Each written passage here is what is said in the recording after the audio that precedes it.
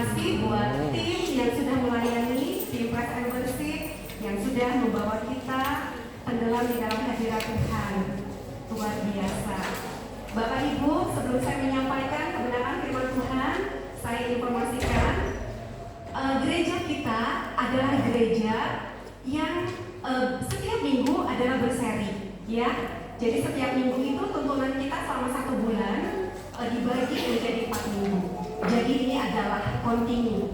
Bulan ini kita bersyukur kita diberikan tema tentang pengajaran tentang Tuhan Yesus mengajari kita tentang seksualitas, ya.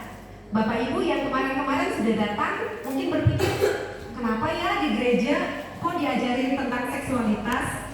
Itu kan tabu gitu kan. Udahlah kita cari tahu aja, ya. Enggak seperti itu, ya. Memang kebanyakan orang berpikir tabu, tapi ini sangat penting. Nah, kalau penting, kita gereja harus memberanikan diri mengajarkan ini kepada seluruh anggota gerejanya. Untuk apa? Mungkin yang sudah berumur akan berpikir, ya ngapain sih saya diajarin seksualitas, saya kan udah sepuh, saya sih udah tua, udah senior gitu ya. Bapak Ibu yang udah senior, bersyukurlah karena Bapak Ibu punya anak-anak, punya cucu. Pengajaran ini kita bisa terapkan kepada anak-anak kita, kepada cucu-cucu kita, ya. Dan anak-anak muda, apalagi anak-anak muda, ya. Ini adalah pelajaran yang sangat berharga supaya anak-anak muda, saudara-saudari semua mengerti seksualitas yang benar itu di dalam firman Tuhan seperti apa. Jadi nggak usah malu-malu ngedengerinnya. Kadang kan kita kalau ngomongin yang vulgar itu kayaknya malu gitu ya. Apalagi diomonginnya di gereja. Kalau di gereja itu jangan ngomongin yang terbuka-terbuka, malu gitu ya. Nah ini yang salah. Kadang di gereja nggak dibahas, tapi di luar sana kita melakukannya.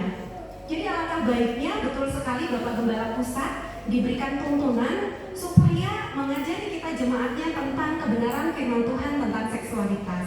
Jadi mari kita siapkan telinga kita, pikiran kita, hati kita mendengar supaya Bapak Ibu supaya kita memahami, ya, supaya kita bertumbuh semakin dewasa, lebih mengerti lagi, ya, supaya kita diingatkan mana seksualitas yang benar. Kita bisa mawas diri. Dan kalau kita ada di dalam lembah tersebut, kita bisa keluar, kita bisa berhenti di situ dan kita bisa meninggalkan ya kebiasaan-kebiasaan lama kita. Nah, itu Bapak Ibu tujuannya seperti itu ya. Jadi kembali saya tegaskan kembali, seksualitas sebetulnya itu untuk apa sih gitu ya? Seksualitas itu atau hubungan seks itu diperbolehkan untuk orang-orang yang sudah dewasa, yang ada di dalam pernikahan, ya, yang sudah ada di dalam pernikahan itu boleh melakukannya. Tapi kalau yang belum di dalam pernikahan tidak boleh, ya, tidak boleh menginginkan, ya, sebelum pada waktunya. Jadi anak-anak muda yang belum cukup umur tidak boleh menginginkan sebelum waktunya. Kapan itu waktunya? Waktunya pada saat nanti kita diberkati di gereja Tuhan, ya. Jadi itu Bapak Ibu, dan sebagai pengantar saya akan membacakan Amsal 6 ayat 32 dikatakan seperti ini. Siapa melakukan zina tidak berakal budi. Zina kita sudah belajar 3 minggu kemarin apa itu perzinahan. Bisa dilakukan oleh sesama jenis, bisa dilakukan oleh lawan jenis yang tidak sesuai dengan waktunya, ya. Kemudian waktu itu kita pernah belajar LGBT, ya. LGBT, siapa yang masih ingat? L-nya apa? Lesbian. G-nya? Ya. Terus B-nya? Bisex, ya, biseksual. Jadi dia perempuan tapi suka laki-laki juga suka perempuan, ya. LGBT, T-nya? Ya, transgender, ya. Perpindahan ini ya, jenis kelamin, ya. Kita sudah ini ya, wah luar biasa ya, hebat-hebat ya. 3 minggu berarti semuanya masuk ya. Terus yang tadi pagi hadir, sore hari ini puji Tuhan nanti dapat firman Tuhannya double porsi, karena saya bahas firmannya beda dengan tadi pagi. Intinya sama, tapi saya menyampaikan kebenaran firmannya di perikop yang lain. Saya akan lanjutkan lagi yang Amsal 6 ayat 32. Siapa melakukan zina tidak berakal budi. Nanti kita akan belajar kenapa disebut tidak berakal budi. Orang yang berbuat demikian merusak dirinya, ya. Orang yang berzina itu dikatakan merusak dirinya. Karena dosa zina itu melekat di dalam tubuh kita. Ya, berbuat zina melekat di dalam tubuh kita. Apalagi kalau di Perjanjian Baru kemarin kita belajar tidak bersetubuh, berpikir saja, ya, menginginkan saja seseorang tertarik untuk kita suka, itu sudah disebut zina. Ya, itu berzina. Oke, jadi itu tidak boleh karena merusak diri. Betul juga sih, pikiran kita jadi terbawa terus, pikiran kita jadi aneh-aneh, ya. Kemudian siksa dan cemooh diperolehnya. Artinya orang yang berzina dia akan tersiksa dengan sendirinya. Hati dan pikirannya tidak tenang, ya. Bapak-bapak yang coba-coba selingkuh pasti di dalam rumah itu nggak tenang, takut ketahuan sama istrinya. Istri-istri juga gitu, ya. Kalau dia berzina, dia juga takut, pasti sembunyi-sembunyi. Handphonenya di-password lah dan lain-lain, ya. Jadi siksa dan cemooh diperolehnya. Kalau ketahuan, pasti akan dicemooh, betul tidak? Wah, kamu suami yang gak jujur, kamu istri yang gak benar, ternyata kamu udah selingkuhin saya. Atau di sini yang masih pacaran, pacarnya mendua, itu termasuk juga selingkuh. Makanya saya selalu bilang kepada anak-anak saya sendiri, ya, karena anak-anak saya juga sudah cukup dewasa, saya bilang tidak boleh pacaran sebelum engkau selesai sekolah. Jadikan semua teman-teman cowokmu, karena anak-anak saya cewek semua, sebagai teman, ya. Jangan dulu pacaran. Kalau saya bilang seperti itu. Kalau kamu nanti sudah kerja, pikiranmu juga sudah matang, silahkan, ya. Dan carilah pasangan hidup yang betul-betul didoakan, takut akan Tuhan. Jangan sekedar cinta monyet, buang waktu, ya. Bahkan ya kita tahu sekarang ada yang pacarannya lama gitu ya. Kalau pacarannya lama kan pasti setiap minggu kita ya ngapalin, udah traktir, udah kasih makan gitu kan, minum es krim, nonton gitu kan. Tahunya putus, kasihan deh, udah keluar banyak modalnya. Maaf ya, saya bukan menyindir, tapi menyinggung. Yang tersinggung dan tersinggung berbahagialah. Coba lihat kanan kirinya, ada yang tersinggung? Oh iya, tidak ada. Nggak ada yang ngaku maksudnya. Ya, itu. Jadi Bapak Ibu, pengalaman seperti itu adalah pengalaman yang berharga. Bisa kita jadikan suatu pelajaran, betul tidak? Jadikan itu suatu pelajaran. Karena kalau kita sesali juga, kita marah-marah sama diri kita juga nggak ada gunanya. Yang perlu dijadikan suatu pengalaman. Untuk siapa? Bukan untuk kita lagi, tapi untuk anak-anak kita. Sama sekarang saya menasihati ini untuk anak-anak.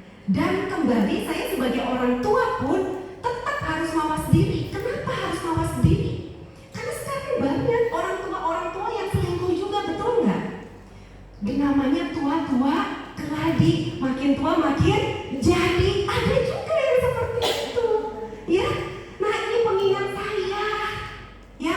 Kalau nanti suatu saat nanti saya punya banyak teman-teman, punya adik-adik, apalagi saya tahu nggak? Kan saya mahasiswi, Kalau mahasiswi berarti ada mahasiswanya, bener nggak? Iya dong. Emang saya nyantren perempuan semua? Enggak. Saya ada di STT yang di situ adalah perempuan dan laki-laki, ya. Saya bisa asik di dalam perkuliahan saya, ya. Mungkin dari kita sharing-sharing kita bisa tertarik.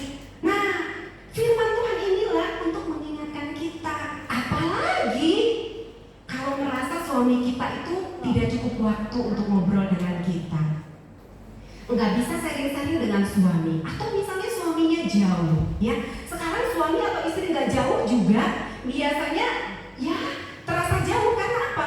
Kita lebih dekat dengan smartphone kita, benar nggak?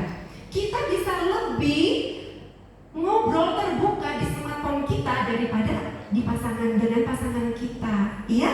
Misalnya di dalam Facebook kita kirim foto kita. Wih, ternyata ya Pak Togar kirim foto, tahunya ada tuh namanya Desi. Toh, ih ganteng banget gitu ya. Terus langsung deh Pak Togar merasa enggak, biasa aja gitu kan. Toh DM ya, apa tuh DM? Ya, atau apa? Inbox katanya ya. Ngobrol lah disembunyikan, bisa aja.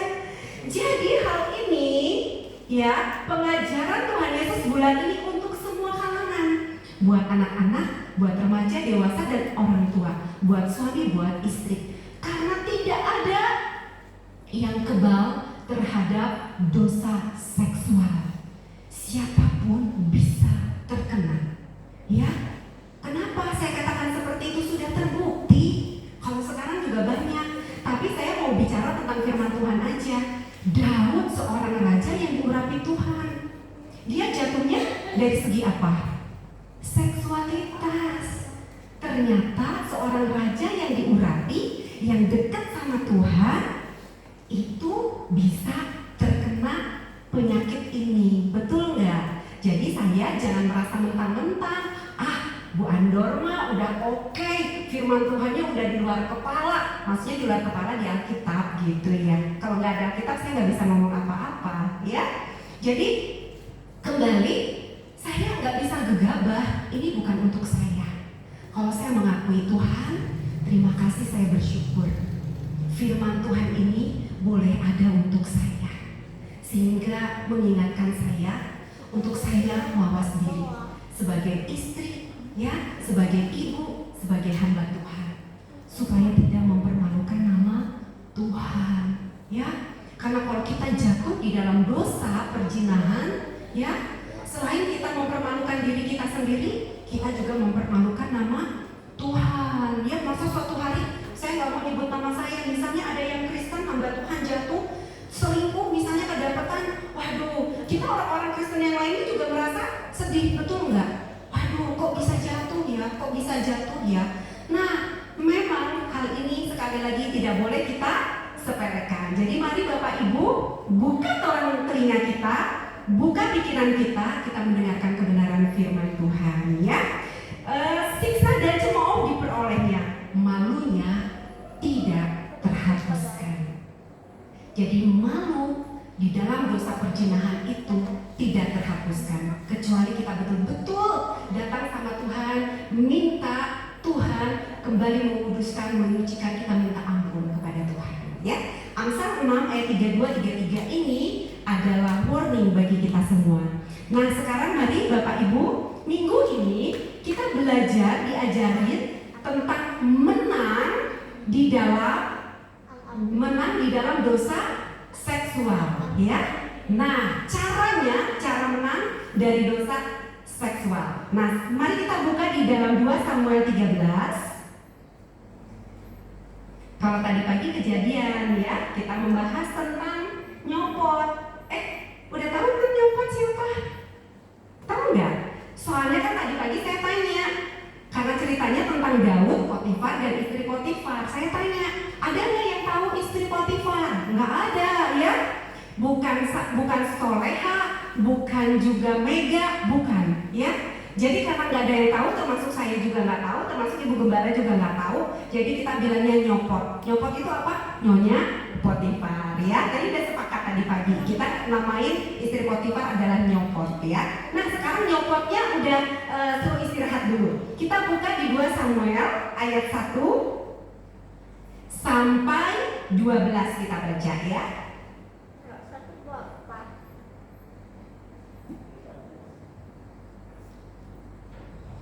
Oke. 2 Samuel 13 ayat 1 sampai 12. Bapak Ibu saudara-saudari semua sudah ketemu? Yang sudah ketemu, saya undang semua bangkit berdiri. Yuk. Nah, karena kayaknya ini berimbang, kaum pria dan kaum wanitanya berimbang ya. Kaum pria jangan mau mengalah ya. Biasanya kaum pria kalau baca Alkitab suka kayak kumur-kumur deh. Bapak-bapak gitu ya. Nah, saya sekarang minta kaum prianya membaca dengan lantang. Nanti disambut oleh kaum wanitanya ya. Jadi yang pertama ayat 1 oleh kaum pria, yang kedua kaum wanitanya dengan lantang juga bergantian. Ya, silakan saya akan baca perikopnya. Amnon dan Tamar. Sesudah itu terjadilah yang berikut. Absalom bin Daud mempunyai seorang adik perempuan yang cantik, namanya Tamar, dan Amnon bin Daud jatuh cinta kepadanya. Ayo kan perempuan. Hati Amnon sangat berat, sehingga ia jatuh sakit karena Tamar, saudaranya itu. Sebab anak perempuan itu masih perawan, dan menurut anggapan Amnon mustahil untuk melakukan sesuatu terhadap dia. Amnon mempunyai seorang sahabat bernama Yonadab, anak Simea kakak Daud. Yonadab itu seorang yang sangat cerdik. Katanya kepada Amnon, "Hai anak raja, mengapa engkau demikian menasihati? Tidakkah lebih baik engkau memberitahukannya kepadaku?" Kata Amnon kepadanya, "Aku cinta pada Tamar, adik perempuan Absalom, saudaraku itu." Lalu berkatalah Yonadab kepadanya, "Berbaringlah di tempat tidurmu dan berbuat pura-pura sakit. Apabila ayahmu datang menemui engkau, maka haruslah engkau berkata kepadanya, izinkanlah adikku Tamar datang memberikanku makan. Apabila ia menyediakan makanan di depan mataku, sehingga aku dapat melihatnya, maka aku akan memakannya dan makannya." Sesudah itu berbaringlah Amnon dan berbuat pura-pura sakit. Ketika raja datang menengok dia, berkatalah Amnon kepada raja, "Izinkanlah adikku Tamar datang membuat makanan membawa kue di depan aku, supaya aku memakannya dari tangannya." Lalu Daud menyuruh orang kepada Tamar ke rumahnya dengan pesan, "Pergilah ke rumah Amnon, kakakku, dan sediakanlah makanan baginya." Maka Tamar pergi ke rumah Amnon, kakaknya, yang sedang berjalan. Lalu anak perempuan itu mengambil adonan, mengemasnya, dan membuat kue di tangannya. Kemudian dimakannya kue itu. Sesudah itu gadis itu mengambil kuali dan mengeluarkan isinya di depan Amnon. Tetapi dia tidak mau makan. Berkatalah Amnon, "Suruhlah setiap orang keluar meninggalkan aku." Lalu keluarlah setiap orang meninggalkan dia. Lalu berkatalah Amnon kepada Tamar, "Bawalah makanan itu ke dalam kamar, supaya aku memakannya dari tanganmu." Tamar mengambil kue yang disediakannya itu, lalu membawanya kepada Amnon kakaknya ke dalam kamar. Ketika gadis itu menghidangkannya kepadanya supaya ia makan, dipegangnya gadis itu dan berkata kepadanya, "Marilah tidur dengan aku, adikku." Tetapi gadis itu berkata kepadanya, "Tidak, kakakku, jangan perkosa aku, sebab orang tidak berlaku seperti itu di Israel. Janganlah berbuat benar seperti itu." Puji Tuhan, silakan Bapak Ibu Saudara sendiri dulu. Bapak Ibu, firman Tuhan yang sudah kita baca tadi menceritakan tentang tragedi di dalam suatu keluarga. Ya, kita membaca tentang Amnon dan Tamar. Amnon itu siapa? Amnon itu adalah anak sulung dari Raja Daud. Ya, Tamar itu adalah adik tiri Amnon, saudara kandung daripada Absalom. Ya, Amnon ini melihat adik tirinya Tamar itu begitu cantik. Ya, dan karena dia melihat adik tirinya cantik, dia jatuh cinta. Tapi Bapak Ibu Saudara-saudari semua, jatuh cintanya Amnon bukan jatuh cinta yang tulus. Jatuh cintanya Amnon adalah jatuh cinta yang sekedar hawa nafsu belaka. Ya, jadi hati-hati kita membedakan jatuh cinta yang tulus sama nafsu. Jatuh cinta yang tulus dia identik dengan melindungi daripada pasangannya. Kalau jatuh cinta yang tulus, orang yang pacaran dia akan menghormati pacarnya sampai pernikahan. Tapi kalau jatuh cinta yang bernafsu, dia akan coba-coba menjamah pacarnya dengan sewenang-wenang. Ya, kita sudah baca tadi bagaimana peristiwanya. Amnon begitu tergila-gila Akhirnya apa? Di dalam pikirannya, di dalam tingkah lakunya, dia terus memikirkan adiknya, sampai tidak ada lagi logika yang sehat. Kalau Amnon otaknya, pikirannya sehat, ya, dia menyadari yang disukai adalah adik tirinya, satu bapak dengan dia pasti tidak akan memikirkan adiknya. Tapi karena pikirannya sudah dipenuhi dengan nafsu, sehingga membuat dia terus tergila-gila dan merancangkan hal-hal yang tidak baik. Dia dalam keadaan gelisah, dia dalam berpikir-pikir bagaimana supaya Tamar itu bisa menjadi miliknya. Dan dia juga menyadari hal itu adalah mustahil. Seringkali Bapak Ibu, kita sebagai manusia melakukan yang sebetulnya tahu itu salah, tahu itu mustahil, tapi seringkali ditabrak karena nafsu dari kita sendiri. Jadi pelajarannya pada malam hari ini, hati-hati dengan nafsu yang sudah membuahi pikiran hati kita dan kita lakukan lewat tindakan kita. Bapak Ibu, saudara-saudari semua, demikian dengan firman Tuhan. Setelah dia mencari cara dan rasanya tidak mungkin, dia cari orang, diminta nasihatnya. Dan ternyata orang yang dimintai nasihatnya adalah orang yang tidak benar juga. Dia merancangkan hal-hal yang licik. Dia suruh kamu pura-pura sakit aja, Amnon. Ya, udah gitu nanti raja nengok kamu. Setelah itu, Amnon ini kan kesayangannya Daud, karena dia anak sulungnya daripada Daud. Kamu ngomong sama raja, aku sakit, aku mau dilayani oleh Tamar adiknya, karena dia pura-pura tidak mau makan.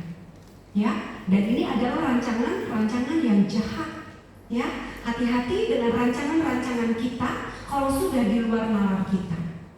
Ya, karena memang benar jatuh cinta itu berjuta rasanya. Jatuh cinta itu membuat kita bisa gila. Ya, nanti kita belajar bagaimana supaya jatuh cinta itu tidak menjadi gila. Nanti ada caranya. Cara menang dalam pikiran-pikiran seperti itu, di dalam dosa itu. Kembali ke cerita tersebut, setelah merancangkan hal yang demikian, ya, dia sakit, langsung bapaknya menengok dan dia bilang, aku pasti sembuh kalau adikku yang memberikan makan kepadaku.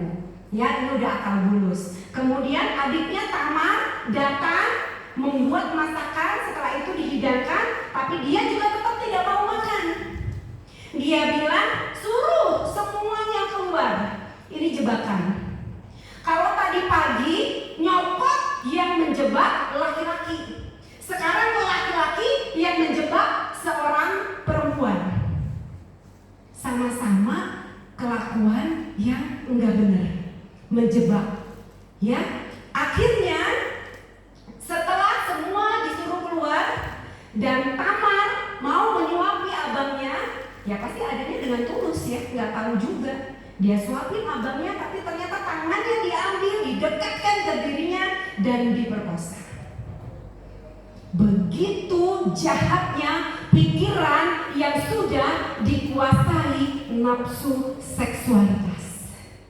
Hati-hati, karena tidak ada hasil yang baik daripada nafsu seksualitas. Enggak ada dihasilkan yang baik. Ya, kenapa dikatakan seperti itu? Tadi pagi kita sudah melihat bagaimana Nyonya Potifar ini menjebak Daud. Tapi untungnya Daud tidak mau dijebak, dia tinggalkan bajunya, dia lari keluar, dan akhirnya Yusuf yang difitnah. Memang bayarannya mahal, tapi pada saat dia membayar harga itu, dia tidak melakukan yang tidak senonoh, walaupun dia dimasukkan di dalam penjara. Karena hidup dia benar, Tuhan tidak pernah menutup mata kepada setiap orang-orang yang benar. Bapak, Ibu, adik-adik semua, Yusuf tetap disertai oleh Tuhan walaupun di dalam penjara. Bahkan Yusuf diangkat. Ya, diangkat menjadi Perdana Menteri Mesir. Itu adalah jabatan yang luar biasa. Daripada dia jadi budak, betul tidak? Kalau dia tidak lari daripada nyopot, ya pasti hidupnya Yusuf juga lebih hancur daripada yang dia masuk di dalam penjara. Lebih baik menderita karena kebenaran daripada menderita karena ketidakbenaran. Kembali ke ceritanya Amnon dan Tamar. Adiknya sudah kasih tahu, jangan abangku karena aku adalah adikmu. Tapi abangnya sudah dikuasai nafsu dan akhirnya adiknya diperkosa. Bapak, ibu, adik-adik semua, nafsu yang begitu besar setelah dilampiaskan tidak jadi cinta yang tulus. Apa yang terjadi di dalam firman Tuhan? Amnon melihat Tamar dengan penuh kebencian, bahkan kebencian yang dia luapkan lebih besar daripada cintanya kemarin. Ya. Jadi ingat pelajarannya apa? Nafsu itu sekedar nafsu. Kalau sudah dipuaskan, kalau itu benar hubungan yang sudah dikokohkan atau namanya sebuah hubungan suami istri, itu akan ada suatu kelegaan. Tapi kalau bukan suami istri, itu adalah merasa bersalah, akan merasa hancur di dalam diri kita. Ya, setelah itu apa yang terjadi? Tamar bilang, abang, aku tidak mau dibeginikan. Kamu harus ngomong sama bapakku. Tapi Amnon gak mau. Amnon malah menyuruh pergi Tamar. Ya. Jadi bapak ibu, ini adalah kejadian yang luar biasa ya. Dari Amnon yang tergila-gila sehingga ia sakit karena pikirannya selalu pada Tamar ya. Tapi akhirnya setelah dilampiaskan nafsunya malah menjadi kebencian. Ya, Bapak, Ibu, saudara-saudari semua, ini adalah bahayanya nafsu yang tidak terkendali. Bapak, Ibu, firman ini menunjukkan bagaimana nafsu yang tidak terkendali dapat mengakibatkan tindakan kejahatan yang menghancurkan kehidupan orang lain. Amnon tidak bisa mengendalikan keinginannya dan itu berujung kepada pemerkosaan Tamar. Ya, karena ada peluang seperti itu, hidup Tamar juga jadi hancur. Hidup Amnon juga kalau kita baca nanti Bapak Ibu bagaimana ujungnya, Amnon dibunuh oleh abangnya Absalom. Jadi firman Tuhan pada malam hari ini untuk mengingatkan kita, sebelum kita jatuh daripada dosa perzinahan, dari dosa seksualitas, firman Tuhan sedang mengingatkan kita. Pada saat ini kalau Bapak Ibu sudah dipersatukan di dalam suatu keluarga, bersyukurlah. Karena istrimu itu adalah istri yang terbaik daripada Tuhan. Suamimu adalah suami yang terbaik daripada Tuhan. Tidak ada tanggung jawab yang besar selainkan kita menyenangkan hati pasangan kita.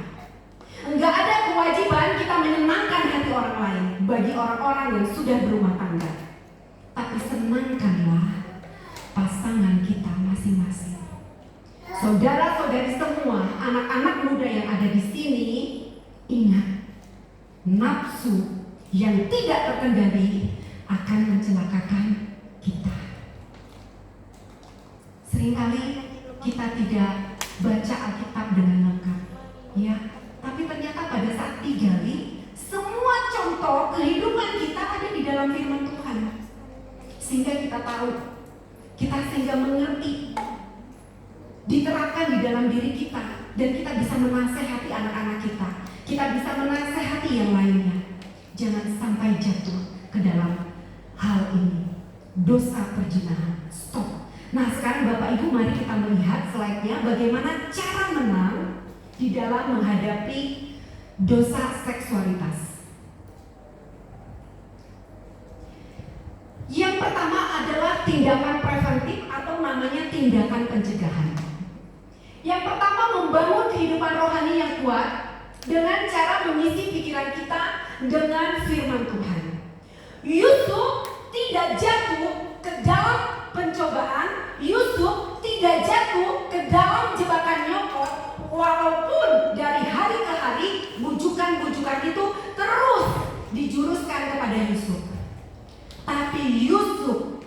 bisa menolaknya. Bahkan Yusuf bisa pergi dari situasi seperti itu. Karena apa? Karena Yusuf dekat dengan Tuhan. Setiap kita yang dekat dengan Tuhan, pasti kita akan terpaut dengan Tuhan. Kalau kita dekat dengan Tuhan, pasti kita akan berpikir panjang. Tuhan, kalau saya melakukan ini, apakah ini menyenangkan hati Tuhan? Apakah Tuhan akan marah? Pasti di situ ada rasa seperti itu. Kalau kita mau macam-macam, kita akan berpikir, Tuhan sudah begitu baik dengan kita. Masakan kita mau mempermalukan nama Tuhan? Orang yang dekat dengan Tuhan bukan pura-pura dekat ya Bapak Ibu adik-adik semua. Karena orang yang pura-pura dekat, dia bisa rutin ke gereja, tapi dia juga rutin berbuat kesalahan. Firman Tuhan ya tidak dilakukan, hanya sebagai teori. Tapi orang yang dekat dengan Tuhan, yang asli, dia akan terlihat dari buah-buahnya. Dia akan mendengar firman Tuhan. Apa firman Tuhan pada minggu ini? Lakukan. Apa firman Tuhan pada 2 minggu kemarin? Lakukan. Setiap orang yang dekat dengan Tuhan pasti akan melakukan kebenaran firman Tuhan. Amin Bapak Ibu. Sama kalau saya dekat dengan suami saya. Kalau saya dekat dengan suami saya akan menjaga kehormatannya. Saya tidak akan mempermalukan suami saya. Dan saya tidak akan mempermalukan diri saya. Saya akan menjaga diri saya. Karena menjaga diri saya sama dengan menjaga kehormatan daripada suami. Menjaga kehormatan keluarga. Menjaga bagaimana anak-anak. Bayangkan kalau suami istri berselingkuh, bagaimana dengan anak-anak? Korbannya adalah anak-anak. Banyak sekali, bukan hanya anak-anak, korbannya banyak. Keluarganya juga banyak. Baik jadi korbannya. Ya. Jadi yang diharapkan supaya kita terhindar daripada dosa perzinahan, dosa seksual, dekatlah dengan Tuhan. Kalau orang yang sudah terpaut dengan Tuhan, melakukan sedikit kesalahan pun dia akan bilang, Tuhan ampuni aku Tuhan. Ampuni aku Tuhan. Ada warning di hatinya. Karena hatinya ada Roh Kudus. Roh Kudus yang mengingatkan dia. Kalau dia nggak ingat-ingat, kenapa? Roh Kudusnya dia matikan, kedagingannya yang dia munculkan. Tapi biarlah sebagai anak-anak Tuhan, kedagingannya kita tekan dengan kebenaran firman Tuhan, dengan pujian, dengan penyembahan, supaya Roh Kudus yang ada di dalam hati kita, dia lebih dominan, dia lebih menyala-nyala untuk mengingatkan kita, mengajari kita, bahkan menginsafkan kita. Amin Bapak Ibu. Jadi yang pertama adalah kuncinya dekat dengan Tuhan. Ya, ada orang, ya, saya tidak sebut namanya. Dia pernah digoda oleh seorang pria, dan dia berani bilang itu tandanya. Kalau dia berani bilang dia seperti itu, saya yakin ada Roh Kudus. Dia dekat dengan Tuhan. Sehingga dia bilang, saya tidak mau itu. Dia goda saya dan saya tidak mau. Ambil, saya bilang, keputusan yang tegas. Jangan mau, karena itu adalah penggoda. Itu adalah iblis. Stop. Ya, jadilah anak-anak Tuhan yang seperti itu. Pada saat digoda sedikit pun, jangan mau. Biasa kalau iblis bilang gini, udahlah suamimu juga gak ada perhatiannya. Suamimu kerja datang udah gitu buka TV atau lihat handphone kalau sekarang ya. Tapi ingat, istri-istri bersabarlah. Engkau berharga di mata Tuhan. Engkau melihat bagaimana Tuhan melihat bagaimana jeripaya kita sebagai istri-istri. Demikian juga dengan suami-suami. Ya, dekat dengan Tuhan supaya pikiran kita selalu dipenuhi oleh firman Tuhan. Yang kedua, menghindari hal-hal yang dapat membuat kita jatuh dalam dosa seks. Kalau kita tahu, ya, selalu bersama dengan lawan jenis belum di dalam pernikahan, itu adalah membuka celah, membuka peluang untuk kita selalu bersama-sama, pegang-pegangan tangan. Setelah pegang tangan, cium-cium. Stop, jangan sering berdua-dua. Kalau itu akan membawa kita ke dalam dosa seksual. Buat yang rumah tangga, kalau kita ngobrol dengan lawan jenis kita, lebih enak, lebih nyaman daripada kita ngomong dengan pasangan kita. Stop. Dikatakan di sini, hindari hal-hal yang dapat membuat kita jatuh dalam dosa seksual. Bisa juga lewat tontonan kita. Kita sekarang lebih senang melihat drakor daripada melihat kenyataan hidup. Karena di dalam drakor kita melihat semuanya perempuan dan laki-lakinya ganteng-ganteng, cakep-cakep, yang perempuan cantik-cantik, mulus-mulus, ya. Giliran kita lihat suami kita, astaga, suami kita ya ampun, di rumah udah dekil, pakai kaos bolong-bolong gitu kan, beda jauh dengan yang ada di drakor. Giliran kita lihat istri kita, ya ampun, lagi cuci piring pakai daster, dasternya juga lumayan udah lusuh, bolong-bolong, ya. Akhirnya apa? Dia mempunyai inspirasi yang salah, obsesi yang salah. Dia berpikir, Tuhan, coba kalau suamiku itu kayak Lee Min Ho gitu kan, ya. Coba kalau istriku seperti, ya siapalah, saya kurang tahu drama Korea ininya ya. Coba seperti itu Tuhan. Kalau itu membuat pikiran kita ke dalam berpikir hal-hal seperti itu, stop. Nggak nonton drakor nggak rugi kok. Nonton drakor malah, mohon maaf ya, banyak buang waktu. Sesekali untuk hiburan oke lah ya. Tapi kalau tiap kali, karena saya pernah coba pada saat COVID, nggak antar jemput, nggak ngapa-ngapain, drakor. Saya udah bilang ya, di dalam pikiran saya udah bilang gini, satu episode lagi deh, nggak apa-apa, udah gitu masak. Selesai di episode terakhir itu yang menegangkan, nanggung satu lagi, nanggung satu lagi, sampai 3 jam. Akhirnya saya bilang anak saya, kita buat nasi goreng aja ya. Udah gak keburu masak, ya. Karena pikiran kita udah di situ. Pikiran kita udah terhantui oleh film-film itu. Untungnya waktu COVID, ya. Dan untungnya sekarang saya nggak punya waktu untuk seperti itu. Sekarang tugas, ya. Saya harus ngerjain tugas, ya. Nah, Bapak Ibu, yang ketiga melakukan kegiatan yang produktif. Nah, ini kebanyakan ibu-ibu suka ini ya. Apa sih kalau gabut gitu ya? Gabut, udah selesai semua gitu kan? Ngapain nih? Ya kalau Bapak Ibu atau Ibu-ibu punya sedikit uang, ya budget untuk buat resep-resep, silakan buat resep-resep. Tapi kalau misalnya alasannya ya, coba resep ini pakai duit, coba ini pakai duit, buat puding juga pakai duit, semua pakai duit. Saya nggak punya duit, terus gimana mau produktif? Ya, cobalah keluar, lihat rumput-rumput. Kalau memang rumput-rumput itu perlu dicabut, ya cabutin lah ibu-ibu. Coba lihat dapur yang nyala-nyala ya, yang biasanya diselipan-selipan kotor, ya bukanlah, diberesin, dielapin. Bukanlah lemari anak-anak kita. Biasanya anak-anak kita ambil baju itu berantakan, betul nggak? Ya udah, beresin aja. Pokoknya intinya lakukan kegiatan yang produktif supaya menghindari kita daripada gabut tersebut. Ya, kemudian mengalihkan pikiran kepada yang lain. Jika pikiran seksual yang salah masuk ke dalam pikiran kita, alihkan Bapak Ibu. Kalau kita sudah berimajinasi liar, berimajinasi yang salah buat anak-anak muda yang terutama, alihkan pikiran. Cepat klik Debbie Basir, ya.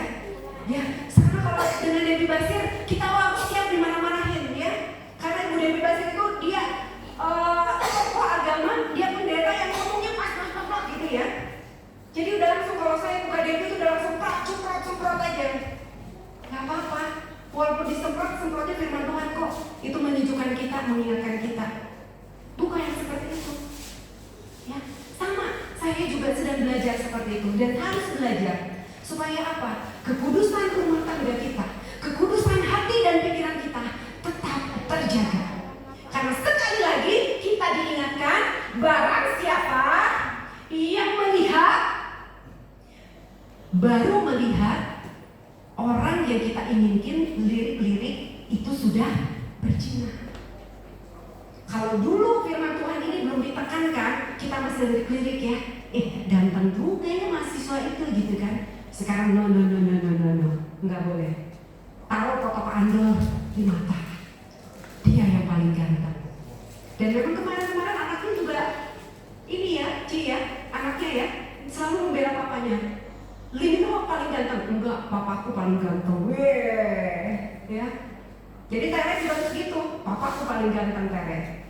Harus seperti itu.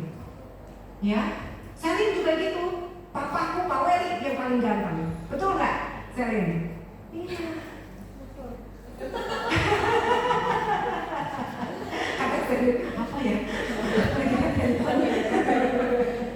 Nanti rekaman ulangnya tanya ya sama papa sama mama ya, oke? Di rumah aja ya. Siap. Lanjut lagi. Yang kedua, tindakan yang kedua yaitu tindakan untuk menyelesaikan. Yang pertama, tindakan untuk mencegah. Yang kedua adalah tindakan untuk menyelesaikan. Seperti apa menyelesaikan?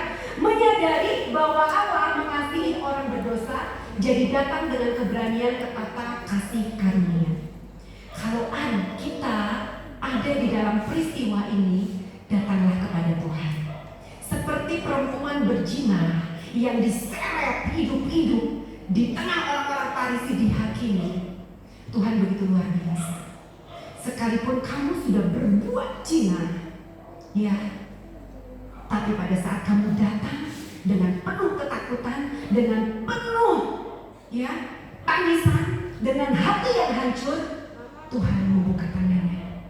Tuhan memberikan pengampunan kepada kita, Bapak Ibu, adik-adik semua.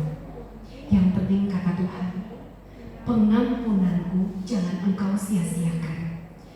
Jangan berbuat lagi. Itu pesan daripada Tuhan Yesus.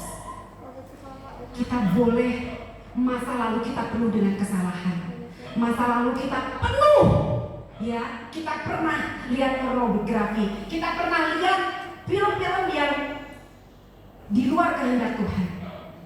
Tapi mulai saat ini tuntunan ini diberitakan, stop, datang kepada Tuhan. Tuhan, aku akui perbuatan-perbuatanku yang lama, dan aku mau bertobat Tuhan. Dan Tuhan akan memberikan pengampunan. Ya, yang kedua mengaku dan bertobat. Sama ya, tadi yang sudah saya jelaskan, mengaku dan bertobat. Pasangan suami istri yang sudah jatuh dalam dosa perzinahan, dalam perselingkuhan, daripada ribut terus, ya, daripada nangis terus, daripada saling menyalahkan, lebih baik mengaku, buka ruang komunikasi, bicaralah saling terbuka, bicaralah saling jujur, supaya itu tidak menjadi penghalang buat doa-doa kita juga. Akui kesalahan kita dan bertobatlah. Saya percaya setiap anak-anak Tuhan mempunyai kasih, mempunyai pengampunan daripada Tuhan. Mengaku dan bertobat, melakukan pelayanan pelepasan pribadi. Ya, kalau kita sudah terjebak, ya, kita sudah dikenakan melihat hal-hal yang negatif, ya, film-film yang gak benar, film-film purga. Adakan pelepasan secara pribadi, ya, pelepasan secara pribadi. Cari pemimpin rohani yang bisa dipercayai untuk mendapatkan bimbingan, ya, yang bisa dipercayai. Tapi kalau engkau sendiri bisa melepaskannya, akuilah di dalam Tuhan. Akui betul-betul. Kalau kita malu, tidak apa-apa, ada Tuhan yang bisa mengampuni kita. Tapi kalau hati kita didorong untuk datang kepada hamba Tuhan untuk minta pelepasan dan doa, gak apa-apa, hubungi aja hamba Tuhan, ya. Ibu Neni di tempat ini akan selalu tersedia, ya, di tempat ini, ya. Kemudian selanjutnya, ya, yang tindakan menyelesaikannya dengan cara memutuskan kebiasaan, putuskan kebiasaan.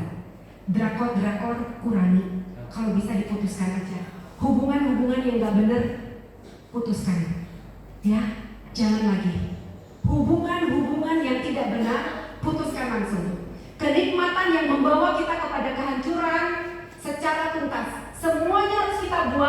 dari hidup dan dari diri kita. Ya, apa yang membuat kita terikat? Udah, stop, hilangkan. Ya, saya kembali saya harus memberanikan untuk mengambil keputusan yang tegas. Ya, kadang kita terikat dalam hal yang memang menjadi kebiasaan kita. Tapi pada saat kita memutuskan diperlukan komitmen yang betul-betul, komitmen yang keras, komitmen yang disiplin. Bilang stop, saya nggak mau lagi. Dan jangan buka celah lagi, jangan buka celah lagi. Ya.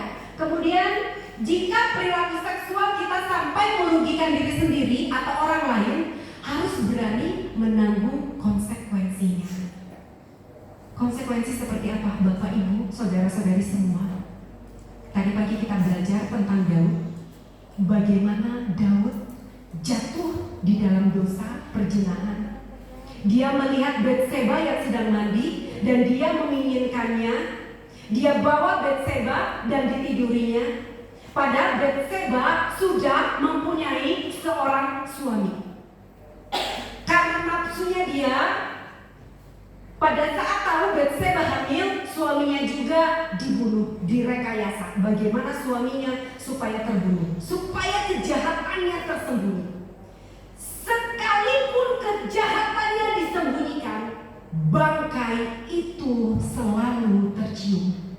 Bapak Ibu, perbuatan kita di mata Tuhan tidak ada yang tersembunyi. Tuhan tahu sampai dasar hati kita. Apa yang disembunyikan di pikiran dan hati kita, Tuhan tahu.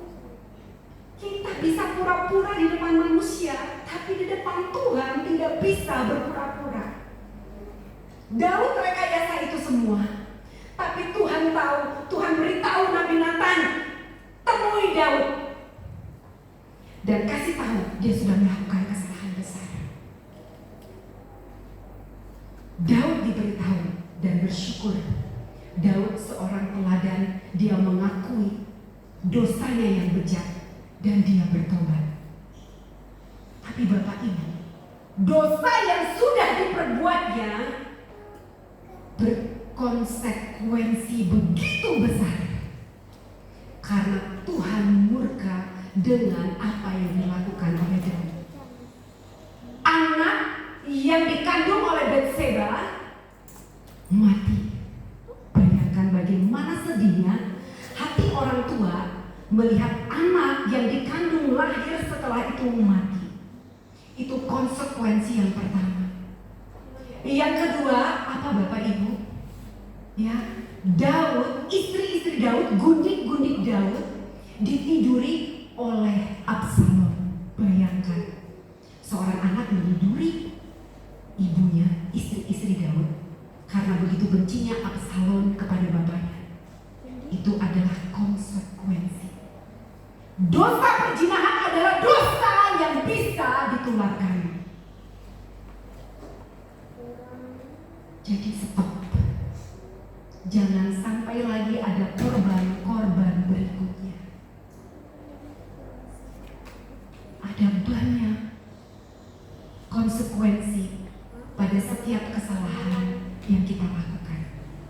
Karena apa yang kita tabur, itu yang kita tuai.